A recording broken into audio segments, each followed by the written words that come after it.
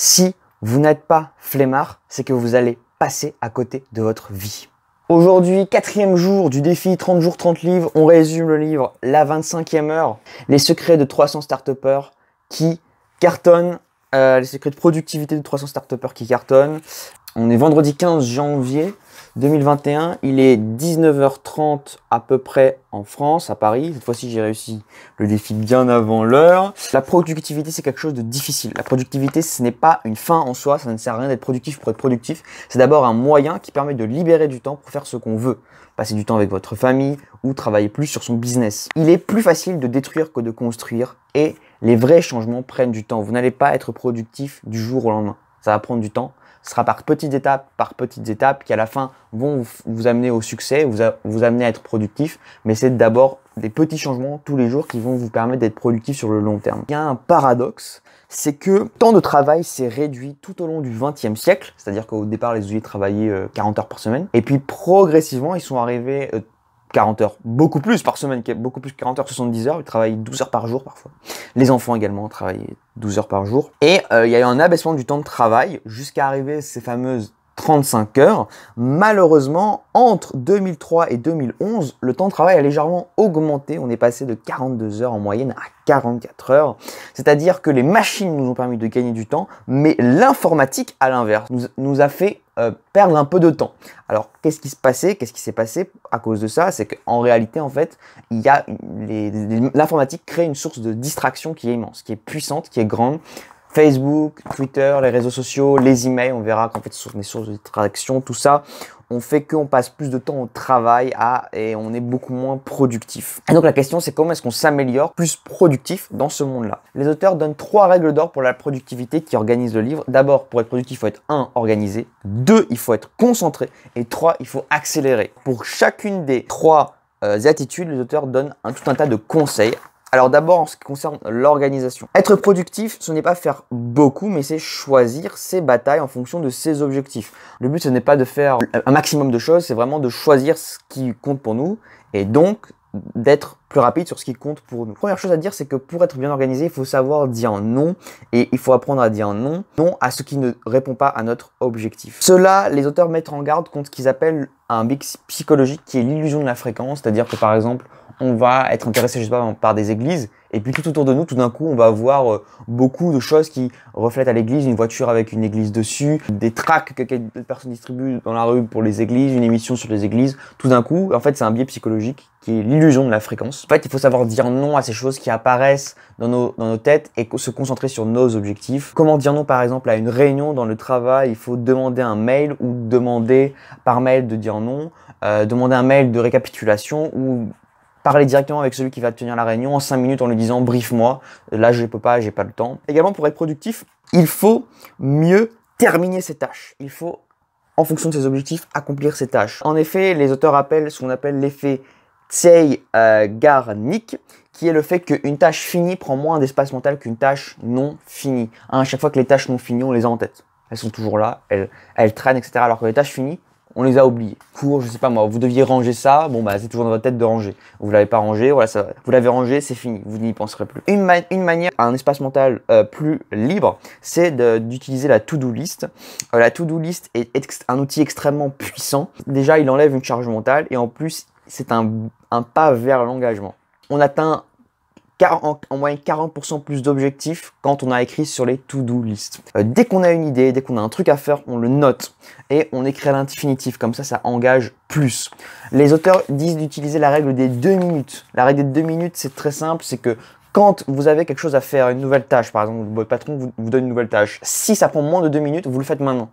Comme ça, parce que le fait de le noter, etc., vous allez prendre plus de temps, ça va faire perdre du temps. Parce que si c'est en 2 minutes, c'est que vous pouvez le faire maintenant. Pour tout ce qui prend plus de 2 minutes, vous le notez. De plus, ça prend plus de 2 minutes, mais que vous pouvez le déléguer, cette tâche. Vous déléguez tout de suite. Vous envoyez un mail, vous faites faire par un freelance si besoin. Les auteurs appellent la règle des 3 tâches. Imaginez un réservoir, un seau avec... vous devez mettre 3 choses dedans. Vous devez mettre des pierres lourdes, vous devez mettre des pierres moyennes, des petits cailloux et vous devez mettre du sable. Comment est-ce que vous allez organiser ce paquet? Si vous mettez d'abord les pierres, puis les petites pierres, puis le sable, et bien ça va créer un méli-méli, un méli-mélo tout va se mélanger et vous ne saurez plus par quoi commencer. Le sable va infuser partout. Alors que si vous mettez d'abord le sable, puis les petites pierres, puis les grosses pierres, puis les petites pierres, eh bien, tout d'un coup, ça va paraître harmonieux. Ce sera hyper organisé, hiérarchisé et structuré. Donc d'abord faire les grosses tâches, les tâches qui vous demandent le plus de temps, les tâches les plus complexes, les plus difficiles. Il faut commencer par ces tâches-là. Et ensuite, petit à petit au fil de la journée, puisque votre énergie mentale va s'user progressivement, et bien là vous pourrez être plus libre pour faire des tâches qui vont demander moins d'exigence. C'est-à-dire que typiquement dans une journée, ne pas commencer par lire ses mails. Il faut commencer par faire un exercice de maths, faire sa composition de musique, écrire son livre. Timer les tâches pour bien s'organiser, voir combien de temps vous prenez à faire telle ou telle tâche. Distinguer donc les tâches passives des tâches actives et commencer justement par les tâches passives, ce qui demande vous en fait libère du temps. Par exemple, je sais pas moi, déléguer à quelqu'un, vous le faites maintenant et après c'est fait, après vous vous concentrez sur les tâches actives qui vous demandent plus d'efforts. Alors, je me suis en train de me demander si c'est pas un peu contradictoire avec le fait de ne pas lire ses mails, de ne pas faire ses mails en premier. En tout cas, ce que vous pouvez faire, c'est peut-être faire une alternance entre voilà, arriver d'un côté et faire d'un coup les tâches difficiles. Ensuite, quand vous prenez une pause pour faire les 10 minutes de tâches faciles, vous reprenez une petite pause et après vous revenez sur la tâche difficile. Or, comment se lancer dans les tâches faciles et compliquées? Selon la loi de Laborit, on a tendance à repousser les tâches difficiles. On a tendance à procrastiner. C'est exactement ce qu'on veut éviter. Nous, on veut être hyper et beaucoup plus productif. Alors, comment est-ce qu'on fait pour ne plus procrastiner? Si la tâche est complexe, on divise la tâche en plusieurs micro-tâches. Par exemple, si vous voulez écrire un livre, alors vous écrivez d'abord, vous essayez de trouver le scénario. Et même trouver le scénario, c'est déjà long. Donc vous découpez en micro-tâches, trouvez le personnage principal, trouvez la trame principale, trouvez l'enjeu principal. Pareil, si vous voulez écrire un programme, d'abord vous commencez par quel programme vous voulez faire. Découpez les tâches et se réjouir des petites étapes qu'on a fait, qui va vous donner envie de commencer d'abord et ensuite de continuer. Ensuite, si c'est une tâche qui est désagréable, que vous n'avez pas envie de faire, donnez-vous une deadline. Envoyez un mail à votre patron, je vous fais ça pour demain.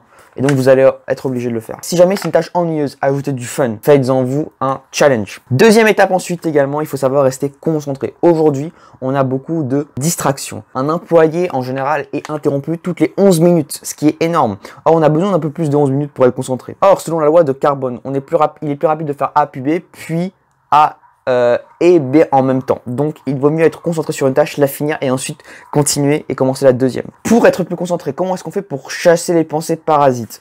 On écrit sur la to-do list. On utilise l'outil Mixmax qui vous rappelle quand est-ce qu'il faut faire une relance.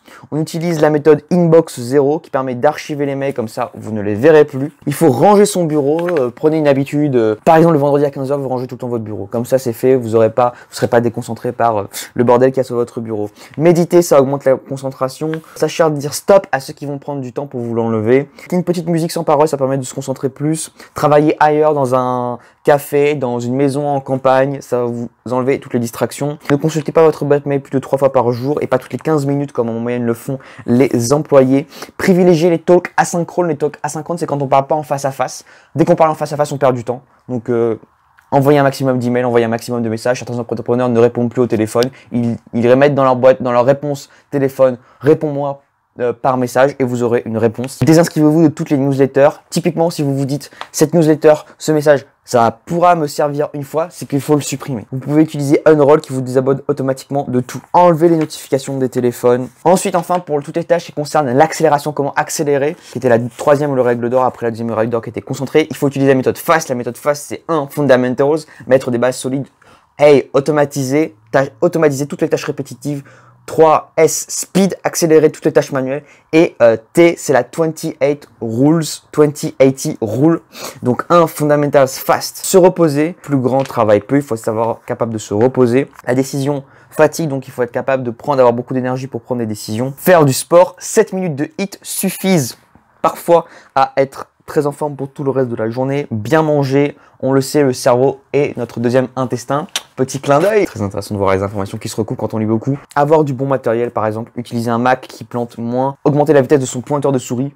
Puis je l'ai fait, j'avoue que le pointeur de souris qui va à 2 à l'heure, Quand on le met à vitesse max, là il va très très vite, donc ça permet d'aller beaucoup plus vite. Achetez les câbles PC en double, comme ça vous n'avez pas de problème si jamais ils tombent en panne ou que vous les oubliez au boulot ou chez vous. 2. Automatiser les tâches répétitives. Dès que vous faites une tâche plus d'une fois par jour, il faut l'automatiser. Exemple, pour tous les mots de passe, tous les formulaires que vous allez rentrer, vous pouvez utiliser Dashline. Utilisez Mixmax pour toutes ces fonctionnalités. Il les détaille dans le livre, je ne vais pas détailler. Ou Hazel ou Dropit. Automatiser les contrats, les factures avec WePass que vous envoyez à vos clients. Utilisez la reconnaissance vocale. Utilisez SwiftKey pour avoir des mots qui vont s'afficher automatiquement. Utilisez Systran pour les traductions, ça va aller beaucoup plus vite. Et vous pouvez organiser vos rendez-vous automatiquement avec Julie Desk. 3. Pour ce qui est du speed, il faut connaître d'abord le temps qu'on utilise pour chaque chose avec Rescue Time. Ne pas utiliser son téléphone quand on peut utiliser son portable, utilisez WhatsApp Web au lieu d'utiliser WhatsApp. Tapez plus vite au clavier, entraînez-vous à Typing Club pour accélérer votre processus de tape. Au début, vous allez perdre du temps, mais à la fin, vous allez en gagner beaucoup. Écrire avec un accélérateur, par exemple, vous avez vos adresses de bureau. Eh bien, il y a des raccourcis clavier avec Autotext Expander, qui est une extension sur Chrome. Vous mettez 2.adr et vous avez toute votre adresse qui est tapée, donc pas besoin de la répéter. Par exemple, vous devez dire à un client voici mon adresse, venez à cet endroit là, et vous mettez juste adr et il y a toute l'adresse qui va s'afficher. Au lieu d'écrire 5 mails, utilisez la formule de Tim Ferriss qui est si alors. Donc par exemple, si la personne vous demande un mail, je voudrais faire ça, est-ce que c'est possible, vous dites oui, fais comme ça, et puis vous dites et si je dois faire comme ça, comment je fais, et là vous répondez et ainsi de suite. Or vous dites dès le départ clairement ce que vous voulez, voilà, si ça marche comme ça, si ça marche pas comme ça, et vous aurez 3 fois moins de mails à écrire. Accélérez votre vitesse de lecture, parce que c'est très important de lire. Not all readers are leaders, but all readers are leaders, disent-ils. Soyez curieux, écoutez des podcasts en cuisinant pour accélérer votre processus. Jetez votre souris. Certains employés arrivent et la première chose qu'on leur fait quand ils vont dans certaines entreprises, c'est qu'ils jettent leur souris. Typiquement, si vous utilisez Excel avec une souris, c'est que vous perdez du temps. Il y a des milliards de raccourcis clavier qui vont permettre d'aller beaucoup plus vite. Pareil pour tous les navigateurs, pour les onglets, etc. Organisez une bonne réunion. Une bonne réunion, c'est 0, 1, 2, 3, 0 retard. Obligez vos employés à ne pas arriver en retard. Un écran, vous virez tous les écrans. 2 pizzas, donc ça veut dire que max 6 personnes doivent être dans la salle. Et enfin 30 minutes max. D'abord commencez par les sujets importants et gardez-vous 10 minutes pour le brainstorming. Ne commencez pas par le brainstorming, discutez d'abord des sujets importants. Et enfin la 20-80 rule, qui est la 4e et la fin de FAST. Il faut d'abord se concentrer sur les 20% qui vont vous rapporter 80% de résultats. Un exemple de ça, c'est typiquement le patron de LinkedIn qui disait « Si vous n'avez pas honte de votre produit, c'est que vous l'avez sorti trop tard. » Faites n'importe quoi, faites des erreurs, avancez comme ça, faites des petits tas qui vont vous rapporter beaucoup de choses. Enfin, les auteurs terminent sur une petite réflexion sur le travail en général. Pour eux, le travail n'a jamais été bien considéré dans l'histoire. On a fait en sorte de travailler le moins possible toujours, que ce soit dans l'Antiquité. Dans l'Antiquité, il y avait la distinction entre l'otium et le negotium. L'otium, c'était tout ce qui était le temps libre, et le negotium, c'était tout ce qui était les tâches. C'est là les tâches voilà, de vendre, de travailler, ce qu'on a appelé la négoce, puisqu'il est devenu la négoce plus tard. Et otium, c'est là que devient le mot oisif. Et donc typiquement, on valorisait les gens qui avaient du temps libre pour soi, pour se reposer, pour être intellectuellement, pour s'écouter eux-mêmes, pour écrire leurs livres, voilà, pour passer le moins de temps à travailler. Et c'est paradoxal puisque en fait la glorification du travail, c'est vraiment quelque chose qui vient de notre société au 19e siècle, au 20e siècle, au 21e siècle. La valeur travail qui est important de travailler pour la société, c'est quelque chose de tout à fait nouveau. Avant, le travail était tout à fait déconsidéré. Voilà, donc faites en sorte de travailler le moins possible. Demandez à votre boss une journée off. Vous lui dites, voilà, je voudrais tester une journée en télétravail. Et ce jour-là, vous travaillez le plus possible et vous verrez qu'il va vous accorder beaucoup plus souvent des journées off où vous pouvez passer plus de temps à votre famille. Les auteurs terminent par cette citation. L'avenir appartient sans doute à ceux qui travaillent le moins. Oui, c'est bien, je pense que c'est un très bon livre. Il y a beaucoup de conseils que je connaissais, des conseils que j'ai appris. Ouais, c'est important d'avoir une morning routine, c'est important de faire toutes ces choses-là pour être très productif. Lisez ce livre si vous en avez envie, c'est très bien, c'est du développement personnel, c'est rapide à lire, facile à lire. Typiquement, je l'ai lu en 3 heures. Donc, j'ai pas speed readé tant que j'aurais voulu ou pu. Que voilà, ça m'a permis d'ailleurs de commencer le livre d'après. Et donc, petit point, tout de suite j'en profite. Typiquement, le sujet du livre joue beaucoup. Je repense à Autodisciple, donc qui a fait le défi 30 jours, 30 livres, en lisant essentiellement, en tout cas, des livres de start-upers, des livres qui étaient de développement personnel, etc. C'est vrai que ça se lit beaucoup plus vite. Là, je suis en train de lire le livre sur l'astrophysique. Ça va pas du tout être le même résumé, j'y vais beaucoup plus lentement, je suis obligé de chercher les informations à chaque fois parce que j'ai pas le bagage tout simplement, alors que là, c'est des choses qui me parlent. Donc ça va beaucoup plus vite. Facile à lire, agréable, il y a des beaux schémas, il y a des schémas, c'est intéressant, voilà, oui, c'est très bien fait. Donc voilà, je recommande la 25e heure. En plus, le titre est excellent. Voilà, rien à dire de plus. Le défi s'annonce corsé, ça va être difficile à tenir sur la longueur, mais voilà, on essaie d'être productif, on essaie d'avancer. Là, je vais essayer de terminer, comme ça j'aurai fini avant demain. Je pourrais éventuellement peut-être commencer pour demain le nouveau livre, sachant que je travaille tous les jours.